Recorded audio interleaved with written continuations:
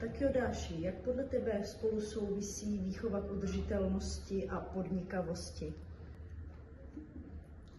Tyhle dvě výchovy se vzájemně doplňují a na sebe navazují a jedna bez druhé podle mě nemůže fungovat, nebo je to velmi málo pravděpodobné. Udržitelnost za mě formuje u těch dětí hlavně hodnoty a postoje. Patří mezi ně vnímavost k okolí, vnímavost k přírodě a krajině, a vyjdeme-li s nimi do okolí školy a budeme sledovat stopy, indicie v krajině, které tam zůstaly po hospodaření našich předků, pak s nimi můžeme vyvozovat i řadu souvislostí, kontextů, a tím se potom dostáváme i k tomu, jaký postoj k tomu, co tam je, ty děti zaujímají, jestli s tím souhlasí, nesouhlasí, jestli by to chtěli změnit. No a tady už naskakuje ta činorodost, ta podnikavost, jestli to chci změnit, jestli přicházím s nápady, dokáží nějaké nápady prosadit a přizvat k tomu nějaké spolupracovníky, kolegy.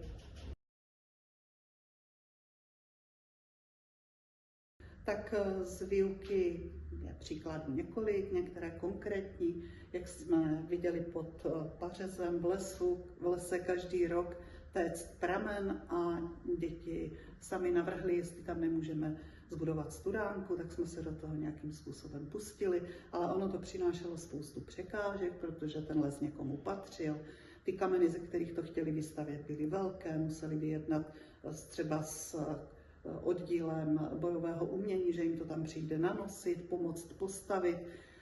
A když už ta studánka byla, tak začali přemýšlet, jestli se z ní mohou napít, a přitom zjistili, že nad tím byla kdysi skládka, takže je to spíš studánka pro zvířátka, pro ptáky, ale už se z toho daly vyvazovat další souvislosti o stopách člověka v krajině.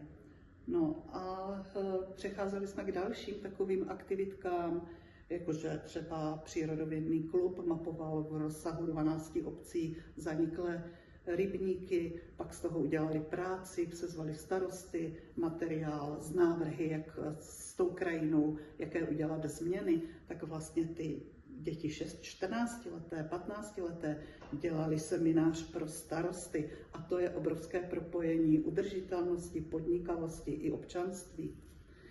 No a od toho se dá překlopit i ke klasické výuce, nemusí to být přírodovědný klub, stačí jedna vycházka do krajiny za školou a sledovat, vyvozovat, co se tam žákům líbí, nelíbí, co by chtěli změnit. No a nakonec jsme potom přecházeli k tomu, jak to udělat, abychom té změny dosáhli. Jak to běží, když s něčím nesouhlasíme, že třeba existují nějaké formáty veřejného projednání, ale jak nastartovat veřejné projednání, jak řídit to veřejné projednání, koho tam pozvat. To všechno byly věci, které jsem zjišťovala, že nejsou v té společnosti úplně standardní a že je ne všichni znají. Podobně jako třeba jsme narazili na to, že je územní plán a jaký význam má ten územní plán, a povědomí o územním plánu a o tom, že ho mohou lidé ovlivnit, to jsme také postupně dostávali i do výuky, byť jsem neučila žádnou občanku, učila jsem vlastně Člověk a jeho svět, což byl převážně přírodopis, ale pro hodnoty, postoje dětí a pro jednání, proto aby si uměli poradit s tou situací, která kolem nich je, a oni by ji chtěli řešit, tak to bylo zásadní a velmi důležité. A potom si vybírali svůj vlastní problém, své vesnice, okolí, krajiny a navrhovali přímo opatření pro svůj konkrétní záměr. A vzájemně jsme si to prezentovali, diskutovali o tom a přemýšleli, jak dosáhnout té změny. A co dalšího bys vzkázala dalším učitelům, kteří by chtěli propojovat výchovu k podnikavosti a udržitelnosti? Jak s tím začít, jak to uchopit? Uchopit to nejlépe na místně zakotveném učení, opravdu na okolí, na tom nejbližším. A ve směru k žákům usilovat o to, abychom jaksi měnili jejich nastavení od nějaké nic nemůžu, nic nezměním, aby to měnili k tomu,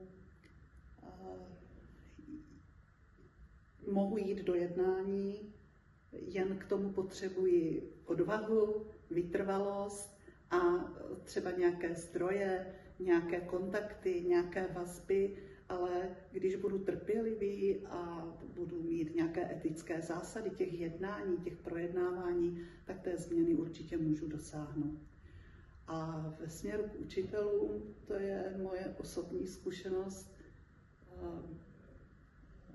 neobávejme se vykročit z naší zažité komfortní zóny a jdeme i do takových aktivit ve výuce, které nám třeba kurikulum vůbec jako nepřikazuje, které po nás vůbec nežádá.